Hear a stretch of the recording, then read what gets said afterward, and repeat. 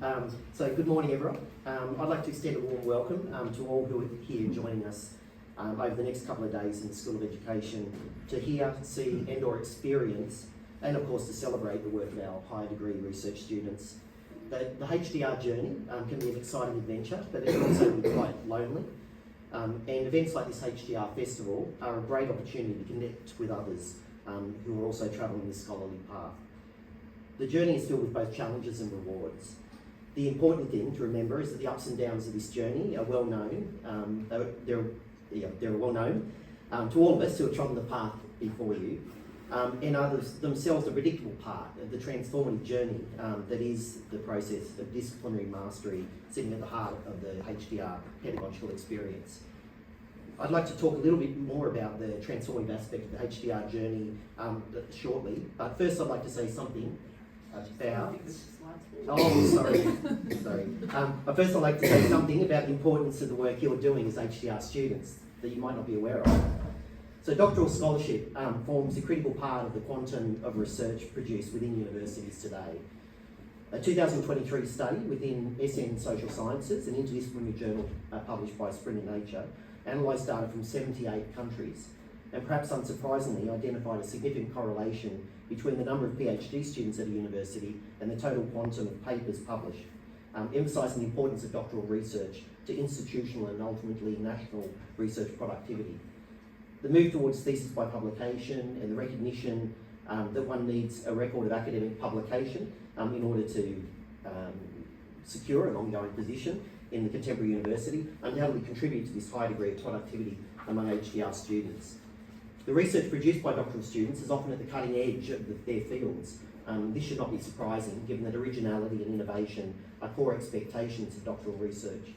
Such originality and innovation may result from the generation of new knowledge, but is just as likely a consequence of the invention and utilisation of novel methodologies and in some cases creative forms of representation. This points to the fact that PhD and MPhil students are not just trainee researchers. They are also key agents of innovation and discovery, whose research contributes to the advancement of knowledge in their particular field, may support national and institutional research strategies and goals, and can lead to practical applications, policy impacts, and even paradigm disruptions. Within the field of education, PhD and MPhil students focus on projects that aim to produce new knowledge that impacts education policy, classroom practice, and or the specific intellectual field within which their research is located. And while from the outside, education is often perceived as a single discipline, within the House of Education there are many mansions. The topic you focus upon, the methodologies you choose to deploy, and even the theoretical frameworks that you adopt all shape your location in the field and impact your image and identity as a scholar. I remember when I first arrived at the University of Newcastle 19 years ago. It's going to make Jenny and I feel quite old. Jenny was my PhD supervisor. Having just completed my PhD the year before, and being asked if my work was quantitative or qualitative. And I'm sure you probably still get asked the same question from time to time. Certainly at the time I was asked, this was clearly an important distinction to consider that reflected strongly on one's academic image, identity, networks and alliances. I recall refusing the question, not because my work was mixed or oscillated between the quantitative and qualitative, but because both of those approaches to research could be characterised as empirical forms of research that I felt needed to be contrasted with work that was otherwise largely theoretical. It wasn't that I had any gripe with empirical research, far from it. It was just that for me, texts and discourses were just as real as objects in the world, insofar as they had real-world effects on people's thinking, affect and behaviour. Playing in the world of ideas as a curriculum theorist has had a strong purchase on my own intellectual journey, both within and beyond my doctoral work. There are, of course, consequences each academic must accept as a result of their scholarly choices. Approaching curriculum studies as a species of the history of ideas would position my curriculum scholarship within a particular current of curriculum inquiry that had provocatively and self-consciously labelled itself reconceptualist curriculum theory. Its form of hermeneutic inquiry still shapes a large part of my thinking, project design and doctoral supervision practices today. However, it would be my philosophical investigations in the history curriculum in which I applied the reconceptualist approach to inquiry that would dominate most of my career. The moral I hope you gain from my sharing of this snapshot of a small part of my scholarly journey is that completing a higher degree by research isn't simply about producing a thesis. It's also a journey of becoming, in which one is transformed from student to scholar. Where the journey is successful, you'll become an expert in a very specific field of what Michael Young describes as powerful knowledge. And with that will come a particular set of responsibilities. One only has to look at what is currently taking place in the United States of America to see that trust in higher education has been dramatically declining over the past decade. And in 2015, around 57% of Americans expressed a great deal, or quite a lot of confidence, in colleges and universities. Just a decade later, only 36% expressed the same sentiment. 41% of those surveyed believe the higher education institutions in the USA have biased political agendas, while 37% believe they don't teach the right things, and 25% accuse them of indoctrination, brainwashing and propaganda. In a 2023 report by the Australia Institute, an Australian public policy think tank, 83% of Australians indicated concern that universities focus on profit rather than education. This erosion of confidence in public institutions within the developed world is not entirely a recent phenomenon.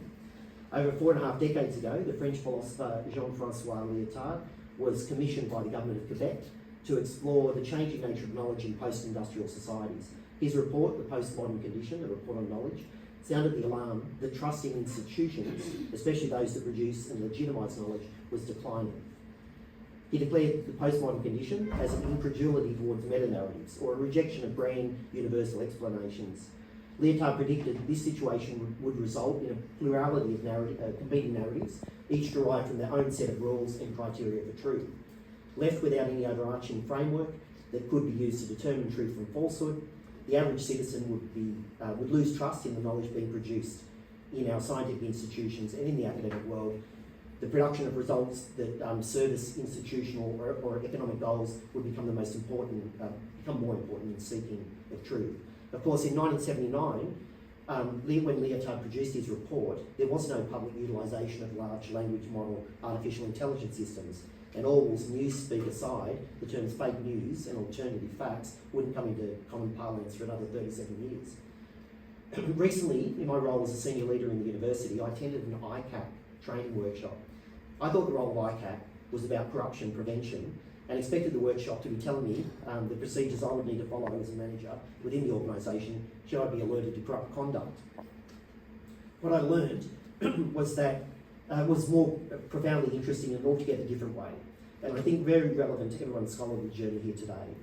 In that workshop, I learned that the real underlying mission of ICAP was to prevent the erosion of trust in our public institutions. Once trust is eroded in our public institutions, people are less likely to comply with public agency recommendations. They're more likely to feel their voices aren't being listened to, creating a crisis of confidence in our democratic forms of government. Institutions are likely to lose their social licence, undermining their ability to govern, educate or regulate effectively. And misinformation, conspiracy theories and anti-institutional narratives are likely to increase and have equal purchase to the knowledge being produced within our public institutions. We can think of the efficacy of vaccines and the climate crisis here as two examples of where the erosion of trust has led to conspiracy theories and confusion about what the public should believe. Within such contexts of social instability, it's easy for anti-democratic forms of government to arise. So as we gather here to celebrate the work of our HDR students, let us remember that this journey is not only about producing knowledge, it is also about becoming stewards of truth, integrity and innovation. It's a time when trust in institutions is fragile, and your research and its quality matters more than ever. It is through your curiosity, your courage and your commitment to scholarly excellence that we can help renew the social licence of the Academy and reaffirm its place in shaping a better, more thoughtful world. May this conference inspire you to continue your journey with purpose, passion and pride. Thank you.